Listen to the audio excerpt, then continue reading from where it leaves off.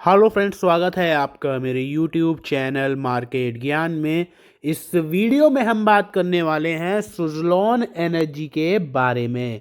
तो फाइनली यहाँ पर सुज़लॉन पर बहुत सारे ब्रोकरेज हाउसेस की तरफ से जो स्ट्रैटेजीज हैं या फिर आप बोल सकते हो कि जो रिपोर्ट है वो इनिशिएट कर दी गई हैं। और वो सारे ब्रोकरेज हाउसेस की क्या कुछ रिकमेंडेशन है वो मैं आपके साथ इस वीडियो में शेयर करूंगा। और हम यहाँ पर जानेंगे कि आखिर क्वार्टर थ्री की तैयारी क्या सुज़लॉन ने कर ली है और यहाँ पर जो इनसाइडर ट्रेडिंग विंडो है वो क्यों क्लोज कर दी गई है, उसके पीछे का रीज़न क्या है। इन सारी चीज़ों के बारे में हम आज इस वीडियो में बात करेंगे। आपसे बस इतनी सी रिक्वेस्ट है कि आप चैनल को सब्सक्राइब कर लीजिए और अगर आपको वीडियो अच्छी लगे तो प्लीज़ एक लाइक जरूर कर दीजिएगा, सो डैट मुझे भी मोटिवेशन मिले और ऐसा ही यूजफुल कंटेंट जो है मैं आपके लिए आने वाले टाइम में भी लाता रहूं। चलिए वीडियो स्टार्ट करते हैं। सबसे पहले आप यहां पर देख पा रहे होंगे कि सुज़लॉन एनर्जी में आपको फ्राइडे के दिन सॉरी जो कल का दिन निकल के गया, आज तो नेशनल हॉलीडे है, तो जो कल का दिन है उसमें आपको देखने को मिली हल्की फुल्की गिरावट। स्टॉक जो है वो 54 से भी नीचे क्लोज होते हुए नजर आया। 53.30 की एग्जैक्ट क्लोजिंग आपको यहाँ पर नजर आई। अगर हम बात करें इसके 52 वीक रेंज की, वो निकल कर आता है 46 से लेकर 74 का, यानी कि अभी जो प्राइस है वो लो की तरफ ज़्यादा टिल्टेड है in comparison to 52 week high. और वहीं अगर हम बात करते हैं पूरे 5 दिन की जो 5 ट्रेडिंग सेशंस रहे हैं उसमें देखा जाए तो लगभग 3 सवा 3% के आसपास की तेजी टोटल जो है वो बनते हुए नजर आई है। और पिछले एक महीने के अंदर लगभग 1.64% के आसपास की गिरावट। और जैसे जैसे आप टाइम बढ़ाओगे वैसे वैसे आपको यहाँ पर नेगेटिव माहौल और ज़्यादा देखने को मिलता रहेगा। अब मैं आपको यहाँ पर कुछ रिकमेंडेशंस निकल कर आ रही है, जिसमें सुज़लॉन को तो कवर करा ही है, बाकी और भी स्टॉक है। हम बात करेंगे केवल सुज़लॉन की। Motilal Oswal financial services limited की तरफ से कुछ टॉप स्टॉक्स पिक्स दिए गए हैं, वो मैं आपको बताता हूँ, जिनमें इन्होंने जो सुज़लॉन एनर्जी है उसका भी नाम जो है वो इंक्लूड किया गया है। देखो ये जो चार्ट है ना, इसमें आपको सारी कहानी अच्छे से समझ में आ जाएगी। अगर आपको ये पूरे डिटेल में देखना है तो आप वीडियो को पॉज करके देख सकते हो।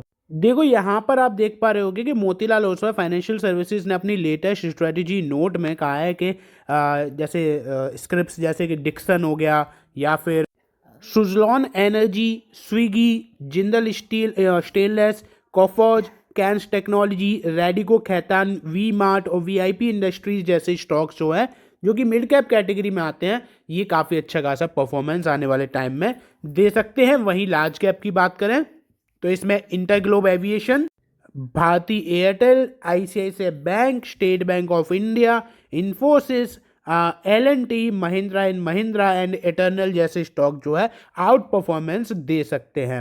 इन्होंने कुछ और भी स्टॉक्स बताए जैसे कि Bharat electronics, TVS motors, Tech Mahindra और इंडियन होटल जैसे स्टॉक लार्ज कैप स्पेस में अच्छा काम कर सकते हैं आने वाले टाइम में। चलिए एक बारी मैं आपको यहाँ पर ये भी बता देता हूँ कि आखिर सुज़लॉन की तरफ से नोटिस क्या कुछ निकल कर आया है। यहाँ सब्जेक्ट में आप देख पा रहे हो क्लोजर ऑफ ट्रेडिंग विंडो, और जिसमें आप रेफरेंस में देखोगे तो जो अपनी सेबी की गाइडलाइंस है वो बता दी गई हैं। इन्होंने लिखा क्या है वो मैं आपको पढ़ के बताता हूँ। This is to inform that as per the companies code of conduct to regulate, monitor and report trading by insider in terms of the securities and exchange board of India, the trading window of the company will remain close from 1st of January for and यहाँ पर आप देख पा रहे होगे for the purpose of declaration of the financial result of the company, यानी कि finally quarter जो अपना 3 के रिजल्ट आएंगे ना, और उसमें अगर आप देखते हो तो इनसाइडर ट्रेडिंग जो है वो बंद कर दी गई है उसके रिगार्डिंग ही। और ये बंद कब से होगी? ये होगी 1st of January से। और कब तक होगी? ये होगी जब इनके क्वार्टर 3 के रिजल्ट आ जाएंगे उसके 48 घंटे तक, यानी कि 2 दिन बाद तक और बंद रहने वाली है। यानी कि यहाँ पर तैयारी जो है वो क्वार्टर 3 की पूरी तरीके से हो चुकी है। और यहाँ अगर देखा जाए तो ओवरऑल सुज़लॉन जो है वो काफ़ी ज़्यादा रिजल्ट जो इस बार के नंबर्स हैं वो हो सकते हैं कि अच्छे आ जाएं, लेकिन पिछली बार की नंबर्स भी काफ़ी ज़्यादा अच्छे थे लेकिन उतना ज़्यादा इम्पैक्ट पड़ नहीं पाया था, और उसके पीछे के कुछ 2-3 स्पेसिफिक रीजंस भी थे जो कि हम लोगों ने डिस्कस करे थे। लेकिन इस बार Q3 के जब नंबर्स आएंगे तो चांसेस हैं कि डायरेक्ट इम्पैक्ट जो है वो स्टॉक के प्राइस पर पड़ते हुए नज़र आ जाए। अब मैं आपके सामने यहाँ पर वेंचुरा सिक्योरिटीज़ ने जो रिकमेंडेशन दी है उस पर लेकर आया हूँ, जिसमें आप देख पा रहे होंगे कि सुज़लॉन का बिजनेस तो काफ़ी ज़्यादा मजबूत है लेकिन फिर भी तेज़ी जो है वो नहीं बन पा रही है। तो इसकी वजह जो है वो इस रिपोर्ट में बताई गई, क्योंकि बेसिकली हम लोग भी यही बोलते हैं कि सब कुछ अच्छा हो रहा है फिर भी तेज़ी क्यों नहीं आ रही है, तो कहीं ना कहीं कोई तो रीज़न होगा। बिना किसी रीज़न के तो काम हो नहीं रहा है, तो वो मैं आपको बताता हूँ। देखो, यहाँ पर वेंचुरा सिक्योरिटीज़ ने सुज़लॉन एनर्जी को लेकर अपनी नई रिपोर्ट साझा की है। इनका मानना है कि सुज़लॉन एक मजबूत और टिकाऊ विंड एनर्जी कंपनी है, लेकिन मौजूदा वैल्यूएशन पर अभी शॉर्ट टर्म में कोई भी अपसाइड नज़र नहीं आ रहा है, यानी कि लिमिटेड अपसाइड ही नज़र आ रहा है। ब्रोकरेज के मुताबिक देखा जाए तो ऊंचे स्तरों पर एग्जीक्यूशन से जुड़े जोखिम निवेशकों की धारणा को कमज़ोर कर सकते हैं। साथ ही स्टॉक के ज़्यादातर पॉजिटिव फैक्टर्स पहले से ही कीमत में शामिल हो चुके हैं, यानी कि जो पॉजिटिव चीज़ें थी वो ऑलरेडी प्राइस में फैक्टर इन हो चुकी है। तो यहाँ पर जैसे हम लोग बोलते हैं ना ऑर्डर बुक और ये सारी चीज़ें, इसका पहले से ही स्टॉक के प्राइस में एडिशन हो चुका है, ऐसा मानना है वेंचुरा सिक्योरिटीज़ का।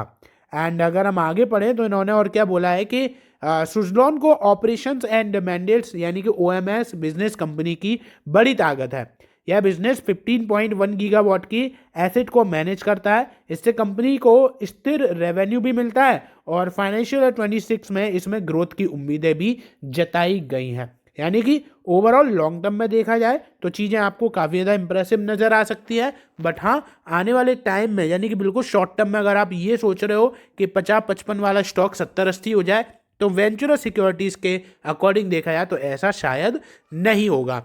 हालांकि मैन्युफैक्चरिंग बिजनेस कैपिटल इंसेंटिव होने के कारण वर्किंग कैपिटल का दबाव बना रहता है। इसमें जोखिमों को संभालने के लिए सुज़लॉन ने 7,000 करोड़ रुपए की नॉन फंड वेस्ट फैसिलिटीज जुटाई है। सुज़लॉन के पास अभी यहाँ पर एडवांटेज किस चीज़ का है वो भी इसमें डिस्कशन हुआ है। और यहाँ पर आप देख पा रहे हो कि सुज़लॉन एक वर्टिकली इंटीग्रेटेड बिजनेस मॉडल पर काम करती है। इसमें टरबाइन कंपोनेंट के निर्माण से लेकर इंस्टॉलेशन और लंबे समय तक ऑपरेशन व मेंटेनेंस तक शामिल होता है। कंपनी S144 यानी कि 3.15 मेगावाट टरबाइन लो विंड कंडीशन को मजबूत मानी जाती है। वेंचुरा का कहना है कि कंपटीशन में आगे बने रहने के लिए निरंतर इनोवेशन और स्केलिंग बेहद जरूरी है। यानी कि ओवरऑल लॉन्ग टर्म में अगर आप यहाँ पर देखकर चल रहे हो एटलीस्ट 3 से 5 साल कोई भी दिक्कत नहीं आने वाली है, आप इजीली उसको अपने पोर्टफोलियो में होल्ड करके चल सकते हो। लेकिन अगर आप ये सोच रहे हो कि शॉर्ट टर्म में एकदम से पोर्टफोलियो को बदल देगा तो वो शायद अभी फिलहाल में तो नहीं होगा, आपको एटलीस्ट वेट करना पड़ेगा Q3 के रिजल्ट का। तो ये थी पूरी कहानी सुज़लॉन के बारे में। लिंक मैं डिस्क्रिप्शन में अपने इंस्टा की भी प्रोवाइड करवा दूंगा, वहाँ पर जाकर आप चाहो तो फॉलो कर सकते हो। धन्यवाद।